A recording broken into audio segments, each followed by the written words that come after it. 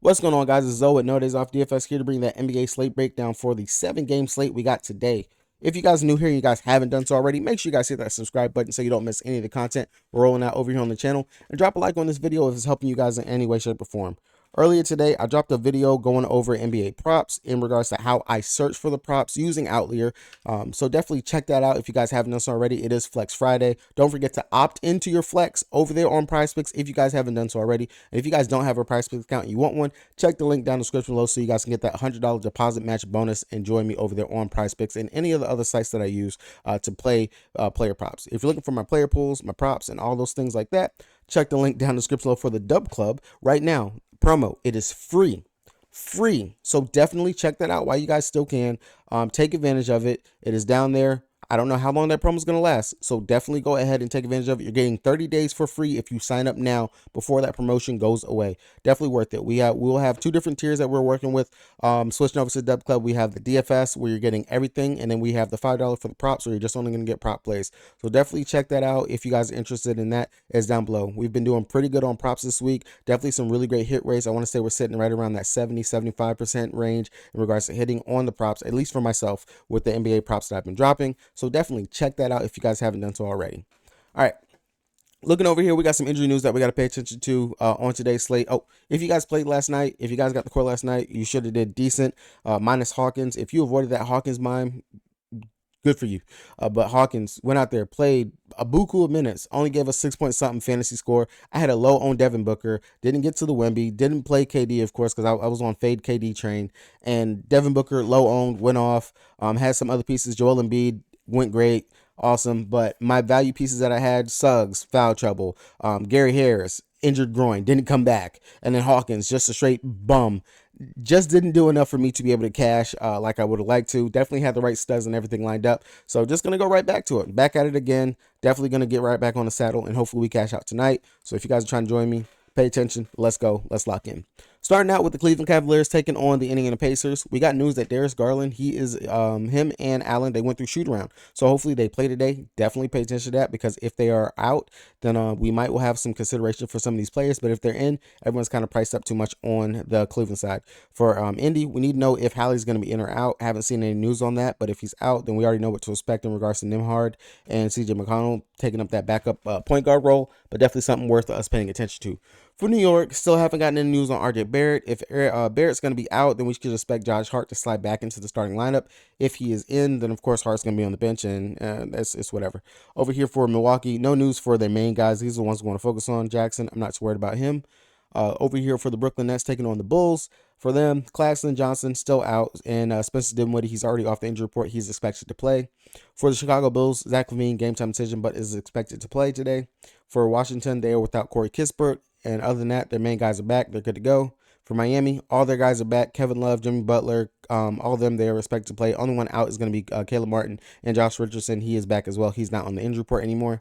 For Golden State Warriors, nothing to report for them. For the Thunder, unfortunately, we will be without Shai Gilgeous-Alexander.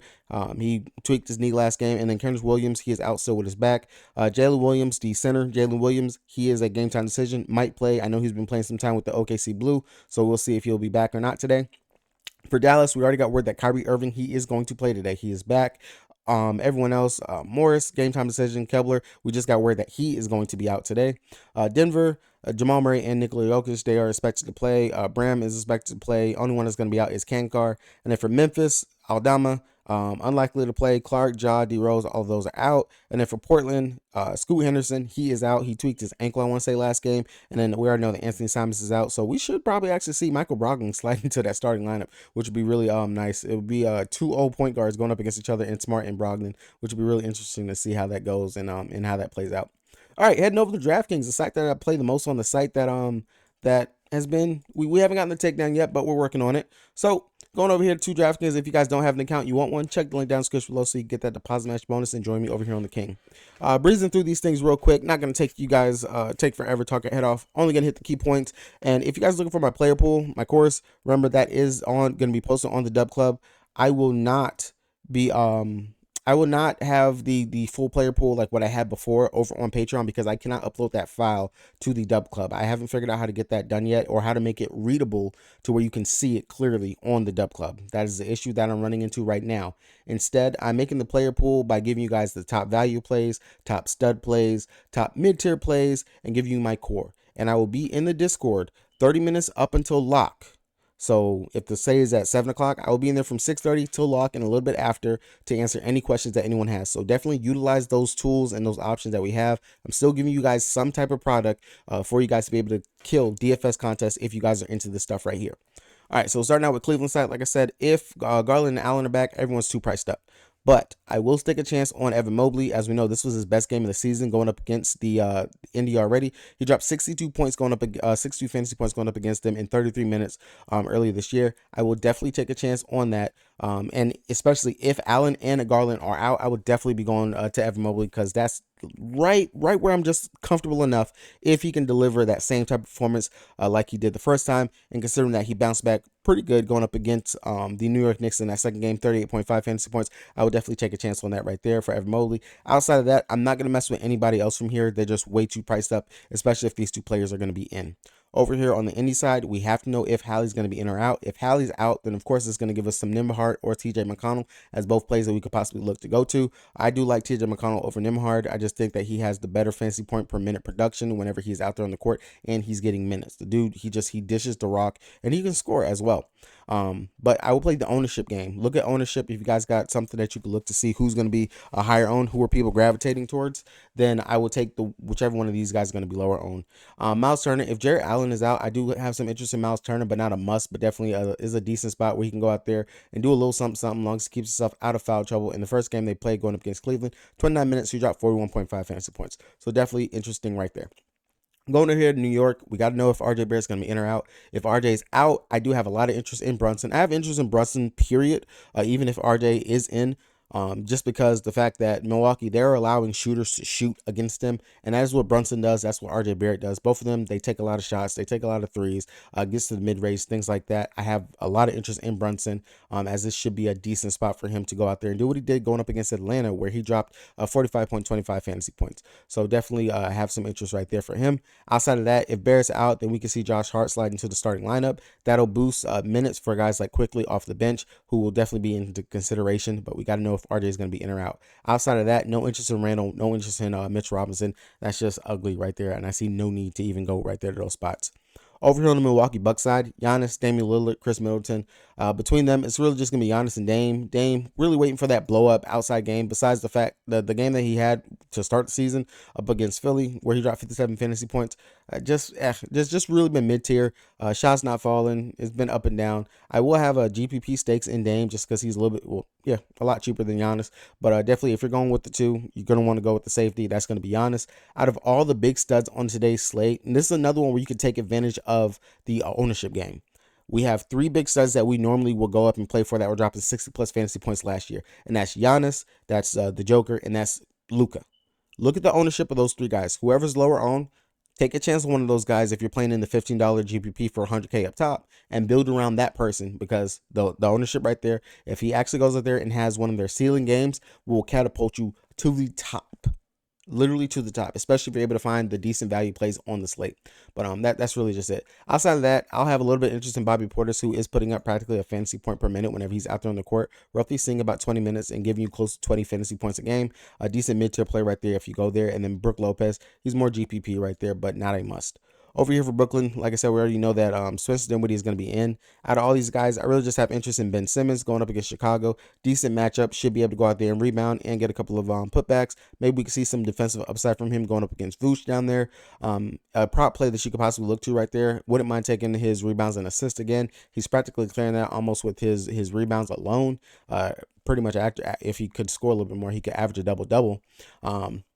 But you already know he's going to get at least close to 10 rebounds out there. The Bulls definitely can give up rebounds, as we've seen already through the season. And we know he's at least going to get us about 4 to 5 assists. Definitely do not mind taking Ben Simmons if they have his rebounds assists at some low crazy number like a 12.5, 11.5 or something like that. I would take a chance on that play right there.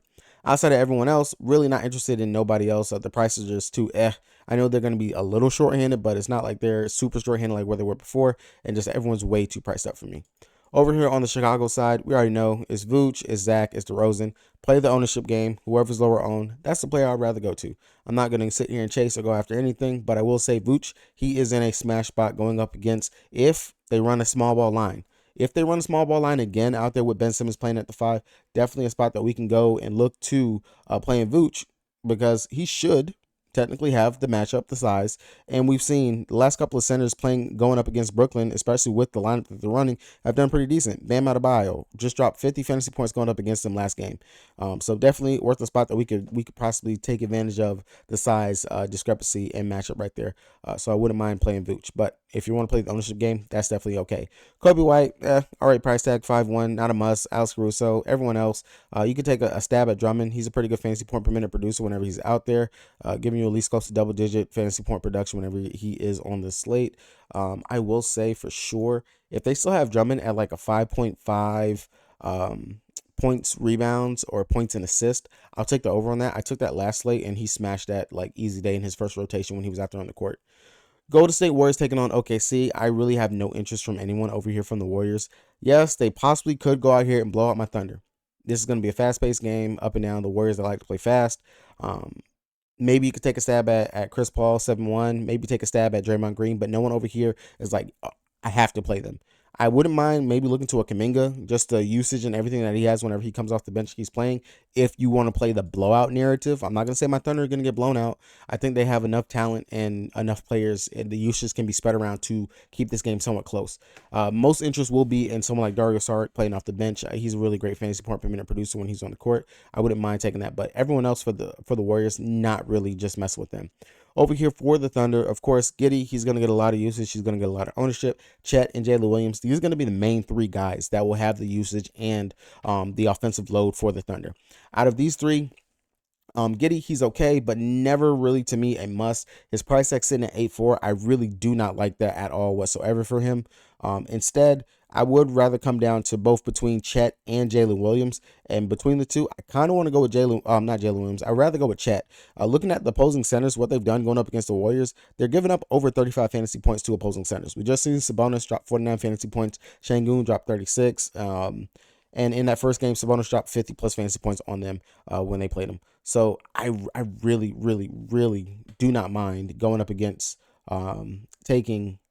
Yeah, I really don't mind taking Chet here in the spot. The usage is going to be there. The points should be there. The rebounding will be there if he can actually rebound pretty decently. So I will look to Chet. He was our number 2 pick for a reason.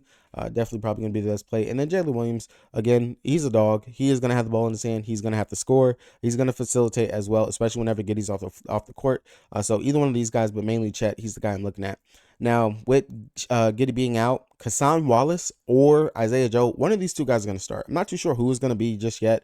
If I had to go between the two, I would probably start Cason over Joe just for the defense that Cason brings. And he's just as lethal of a three-point shooter as Joe, just not as quick of a trigger. If he's open, he's really good on the catch and shoot. Joe, we already know he can pull up and just drain it. Really good dunker. But the size that Cason brings, considering the lineup that the Warriors run out there, I would imagine they're going to start Cason over Isaiah Joe. Washington taking Miami. One of the more favorable games on the slate. The back and forth that we can get.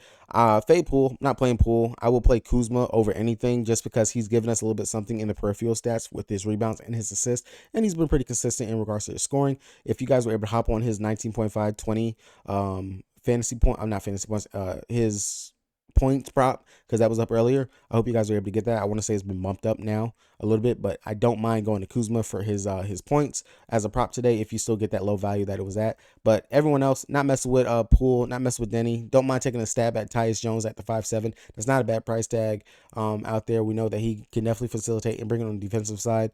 Really let down game going up against Atlanta. Played 22 minutes only in that game, but of course that game kind of did get a little bit out of hand, and then the bench brought it back later on. So don't mind that. And then the only other player I would consider is going to be Blue Coulibaly, considering that he is a rookie. He should get minutes even if this game was to blow out. So definitely worth taking a stab at the 4-1 price tag if you're looking at something that you want to get some value. Now on the other side, this is legit a smash spot for Bam Adebayo and Tyler Hero. Both these guys have the main usage for the Heat. I understand that Jimmy Butler is there. Okay, it's Jimmy, whatever. But it's Bam and it's Hero. These are the two guys that I would honestly take. Wouldn't mind playing both of them, but I will have at least one person from the Miami Heat today in my lineup. Right now, it's leaning more towards Bam. Again, another spot. I understand that they are two different positions, but you can play the ownership game here and take the lower owned player as they might actually pop off. And that is between Bam and Tyler Hero. I would look between these guys. If you want to put Jimmy Butler into that trio, into that crew, not a problem doing that. But Jimmy, I really save him more for the tougher matchups, for whenever it's like, Jimmy, we need you to put the team on your back type thing. I really don't mess with Jimmy too often right there. Dallas taking on the Denver Nuggets. I'm not looking to anyone over here on Dallas. Everyone's priced up. Luka, 1,300. I am not paying that. Kyrie, 9.5. He's back. Not paying that. Lively doesn't get the minutes rotation. Tim Hardaway Jr., screw that guy. Grant Williams, that's an okay play. I mean, I'll take some consideration. 3 games out of the 4 has at least dropped over 20 fantasy points. So maybe you can go there. Maybe. But everyone else, I'm not touching it. On the Denver side, bounce back game. Got embarrassed. Got blown out. Got destroyed out there going up against Minnesota. 89 to 110. This was a piss poor game by all standards. The Joker, firmly in play. Jamal Murray, firmly in play. Have not had that big Jamal Murray game yet for the season, but opposing point guards going up against the Denver Nuggets. I'm not Denver Nuggets, going up against Dallas so far this season. Looking at it, decent spot. Marcus Smart was able to go out here and have a smash game. Spencer Dinwiddie had a pretty good game, and Shohan, he had an okay game as well going up against them. So I do not mind that. All players put up at least over 30 plus fantasy points, and if Jamal Murray can actually get his shot to fall and not clank a whole bunch of threes and can make it to a efficient night like what he did in the first game going up against the Lakers, I can see the upside for a 40 to 50 plus fantasy point game for him here. Considering his price tag is sitting at 7.9, don't hate that at all. Really good, nice, cushiony spot for him. But definitely the Joker, out of all means, triple double upside. I'm calling triple double tonight for the Joker. Go ahead and book it. And of course, the Denver Nuggets to win. So if you guys are play on some parlay sites, go ahead, book that and tag me in the comment section when it hits. Over here for the Memphis Grizzlies taking on Portland. This is a smash spot, honestly, for Portland on paper. Bane, Jaren Jackson Jr., both plays that you can go to. Marcus Smart, another play you can go to as well. I have the most interest in Zaire Williams, 4.6. He's starting. He's getting the minutes. I really just feel like that's just too cheap, considering that he has a ceiling upside of the 30-plus fantasy points, and his floor is hovering. I'll give him more about 18-ish fantasy points would be his floor. And only 19 minutes, he dropped 17 fantasy points, practically a fantasy point per minute in this game. And just look at it. They got blown out. that really just sucks. But outside of that, they have not won a game yet. I'm putting it down on paper, and I wouldn't mind taking this bet. Memphis money line. They're gonna win this game tonight. On the other side for Portland, again, Jaren Jackson Jr. and Bane. This would be another one where I would say, look at the ownership. Look at the ownership. Play the lower owned player and hope that they go off, because that's typically what will happen. I'm telling you right now, the one that you don't play is the one that's going to go off. But between the two, both of them are in a good spot. Don't mind Bane. Don't mind Jared Jackson Jr. Both of them are taking all the shots. Both of them are really just doing it all for this team. But if I had to go between the two, I would go ahead and I would take Desmond Bane over Jared Jackson Jr. If I am going between the two. Over here for the Portland side, Michael Brogdon should start here. I do have a lot of interest in him sitting at that 6.5 price tag. That's really just beautiful, especially if they actually start him and let him play the minutes. He can eclipse and go to like at least give me 35 minutes. He's a really great fantasy point per minute producer. The rebounding, the assisting, the scoring as well. Love that. Love the upside for him here in the spot. And then Shaedon Sharpe, just everything that he's doing out there. He is literally putting his team on his back. His scoring is tremendous. It is great. And see what they saw in him when he was coming to the draft. I do not mind paying up for Shaedon Sharpe for a late night hammer, but definitely will be getting some pieces from this game for the late night hammer. Outside of that, not really going to mess with anyone else out here besides Brogdon and Shaedon Sharpe. No interest in DeAndre Ayton, who's literally just, he's there. Ayton is just there. Bounce back his last 2 games. Yes, he's put up a double-double, 23 rebounds. I would not expect that again at all. And then going up against Detroit, 11 rebounds, 16 points, 5 steals. I'm not going to expect that again here at all. I think he comes back down to earth, gives me like a 35-ish game is probably what we get from Ayton. But definitely more interest in Brogdon and Shaedon Sharpe. All right, guys, that's going to be the breakdown for me today. Definitely try to keep this short since it is a small slate. Hopefully you guys got something from this. Drop a like on the video if you guys enjoyed it. Definitely subscribe if you guys have not done so already. Check out the Dub Club. Talk to me in the comment section. Talk to me in Discord. Peace.